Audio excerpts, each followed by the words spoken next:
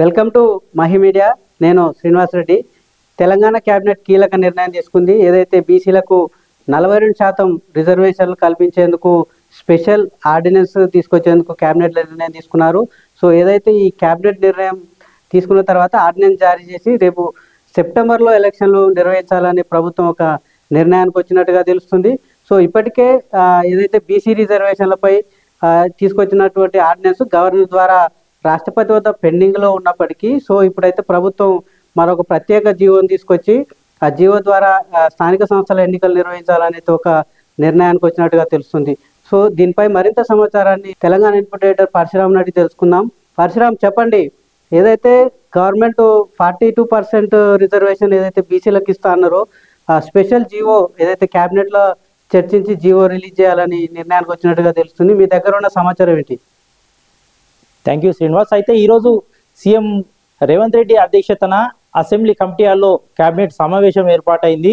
ఇందులో ముఖ్యంగా ప్రధానంగా 2 అంశాలపైన చర్చించారు. ఒకటి, స్థానిక సంస్థల ఎన్నికల్లో బీసీలకు 42% రిజర్వేషన్ కల్పించే దానిపైన నిర్ణయం తీసుకున్నారు. రెండోది, ఎన్నికల నిర్వహణ.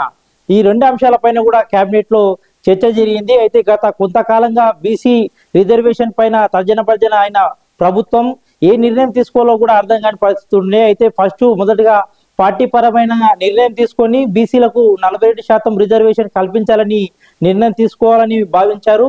అయితే బీసీ సంఘాల నుంచి పెద్ద ఎత్తున విమర్శలు రావడంతో దానికి ప్రభుత్వం వెనుక తగ్గినట్టుగా కనిపిస్తుంది. అయితే ఆర్డినెన్స్ తీసుకొచ్చి ఆర్డినెన్స్ ద్వారా 42% బీసీలకు రిజర్వేషన్ కల్పించాలని తెలంగాణ ప్రభుత్వం యోచిస్తుంది.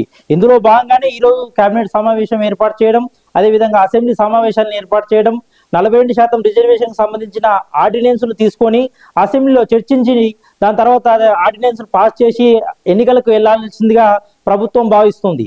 గతంలో ఎన్నికల నిర్వహణ అసలు గత 2024 జూలైలో నిర్వహించాల్సి ఉండగా ప్రభుత్వం కొత్తగా ఏర్పాటైంది. బీసీలకు 42% రిజర్వేషన్ కల్పిస్తామన్న నిర్ణయం ఎటు తేల్చకపోవడంతో ఇన్నాళ్ళుగా వాయిదా వేస్తూ వస్తుంది. ఈ నేపథ్యంలోనే హైకోర్టు నవంబర్ 30 లోప ఎన్నికలు నిర్వహించాలని, స్థానిక ఎన్నికలు నిర్వహించాలని హైకోర్టు ఎన్నికల కమిషన్ ఆదేశించింది. ఈ నేపథ్యంలోనే ఎన్నికలను నిర్వహణకు చివరిగా నెల సమయం మిగలడంతో ఈ రోజు ప్రభుత్వం కేబినెట్ సమావేశం ఏర్పాటు చేసి దీనిపైన ముఖ్యంగా నిర్ణయం తీసుకున్నట్టు తెలుస్తుంది. శ్రీనివాస్, పరశురామ్, అసలు మొదలు ఏదైతే ఇప్పుడు స్థానిక సంస్థల ఎన్నికలు అంటే సర్పంచ్ ఎలక్షన్లు ఉంటాయి, ఆ తర్వాత జెడ్పీటీసీ ఎంపీటీసీ ఎలక్షన్లు ఉంటాయి. సో ముందుగా ఏ ఏ ఎలక్షన్లు నిర్వహించాలని ప్రభుత్వం నిర్ణయం తీసుకుంది? అయితే 2 అంశాలు ఇక్కడ మనం చూడాల్సి ఉంటుంది. ఎంపీటీసీ జెడ్పీటీసీ ఎన్నికలు అనేది పార్టీ గుర్తుల మీద ఎలక్షన్లు జరుగుతాయి. పంచాయతీ ఎన్నికలు మాత్రం ఇండిపెండెంట్ అభ్యర్థుల మీద గుర్తులు ఉండవు అందులో ఎలక్షన్ కు. అందుగురించి ప్రభుత్వం ముందుగా ఎంపీటీసీ జెడ్పీటీసీ ఎన్నికలు నిర్వహించాలని, ఆ తర్వాత 15 రోజుల వ్యవధిలోనే పంచాయతీ ఎన్నికలను కూడా నిర్వహించేందుకు ప్రభుత్వం ఇప్పటికే సిద్ధమైంది. ఈ అంశానికి సంబంధించి రాష్ట్ర ఎన్నికల సంఘానికి లేఖ రాసే యోచనలో కూడా ఉన్నది.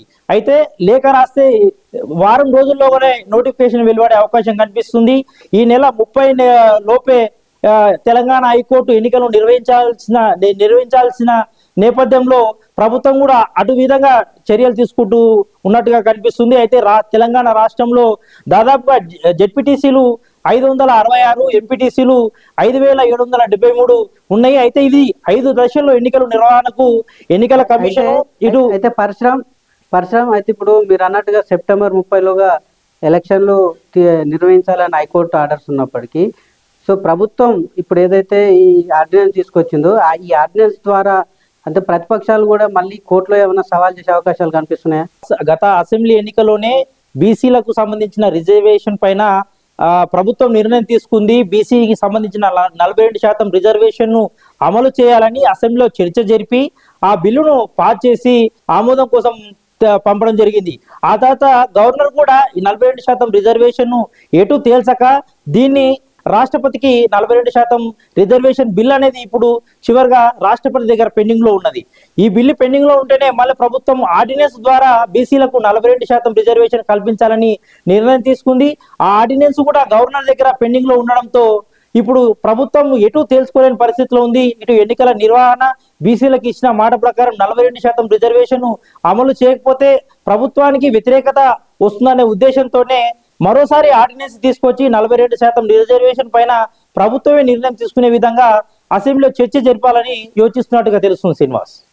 అయితే ఇప్పుడు మీరు అన్నట్టుగా ఏదైతే ఇప్పుడు రిజర్వేషన్ 42% కల్పించాలంటే కొంత చట్టాన్ని సవరించాల్సి ఉంటుంది. ఈ అసెంబ్లీ సమావేశాల్లోనే ఆ చట్టాన్ని సవరించే అవకాశం ఉందా? అయితే బీసీ రిజర్వేషన్లకు సంబంధించి గత ప్రభుత్వం కేసీఆర్ ముఖ్యమంత్రిగా ఉన్న సమయంలో 2018 పంచాయతీరాజు చట్ట సవరణ చేసింది. ఆ చట్టంలో ముఖ్యంగా బీసీలకు 50% రిజర్వేషన్ మించి ఉండకూడదనే ఒక చట్టాన్ని ఆర్డినెన్స్ రూపంలో తీసుకొచ్చారు. అదే చట్టం అమలు అవుతూ వస్తుంది. ఇప్పటి వరకు కూడా అదే చట్టం ఉన్నది. 50% రిజర్వేషన్ పెంచే అవకాశం లేకపోవడంతో ఈ రోజు ఆర్డినెన్స్ తీసుకురావడం ద్వారా చట్టాన్ని రద్దుపరుస్తూ 50% కంటే రిజర్వేషన్ పెంచుకునే విధంగా ప్రభుత్వం నిర్ణయం చేసుకుంది. 42% రిజర్వేషన్ కల్పించాలి. అదే ఎస్టీ, బీసీలకు అందరికీ కలిపితే 75% పైగా రిజర్వేషన్లు ఉండే అవకాశం ఉంటుంది. ఈ రిజర్వేషన్ కు ప్రధాన అడ్డంకిగా 2018 పంచాయతీరాజ్ చట్ట సవరణ అనేది ఉండే. ఆ చట్ట సవరణ వల్లనే రిజర్వేషన్ కల్పించలేకపోతున్నామని ప్రభుత్వం భావించింది. ఈ నేపథ్యంలోనే ఆ చట్ట సవరణను సవరిస్తూ కొత్తగా ఆర్డినెన్స్ తీసుకొచ్చి 42% బీసీలకు రిజర్వేషన్ కల్పించాలని ప్రభుత్వం నిర్ణయం తీసుకున్నట్టు తెలుస్తుంది Srinivas. Thank you very much Parashuram.